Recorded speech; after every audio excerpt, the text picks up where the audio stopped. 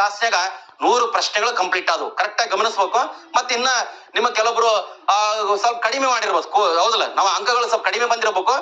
ಬಂದ್ರೆ ಏನಾಯ್ತು, ಹೌದು, ನೆಕ್ಸ್ಟ್ ಇನ್ನ 402 ಐತೆ, ಇನ್ನ ಬೇರೆ ಬೇರೆ ನೋಟಿಫಿಕೇಶನ್ ಅಥವಾ ಸರಿಯಾಗಿ ಕುಂತಕೆಸೆ ಇನ್ನ ನಾವ್ ಈ ಸಲ ಏನ್ ಮಿಸ್ಟೇಕ್ ಮಾಡಿವಲ್ಲ, ಯಾವ ಸಬ್ಜೆಕ್ಟ್ನಾಗ ನಾವೇನು ತಪ್ಪಾಕಿವಲ್ಲ ಅದನ್ನ ಸರಿಪಡಿಸಿ ಅಂತ ಅಪ್ಡೇಟ್ ಮಾಡ್ಕೇರಿ. ಬಹಳ ಇಂಪಾರ್ಟೆಂಟ್. ಟೈಮ್ ಐತಿ. ಇನ್ನ ನಮ್ಗೆ ಯಾವ್ದೇ ಕಾರಣಕ್ಕೂ ಜಾಸ್ತಿ ಮಾರ್ಕ್ಸ್ ಬಂದಾವ ಅಂತ ಹೇಳ್ಕೇಸಿ ಓದೋದು ಬಿಡೋದಲ್ಲ. ನೀವು ಸೆಲೆಕ್ಷನ್ ಆಗತ್ತಾನ ಸ್ಟಡಿ ಮಾಡ್ತಾನೆ ಇರ್ಬೇಕ್ರಿ. ಕರೆಕ್ಟ್ ಆಗಿ ಓದ್ಕಿರಿ.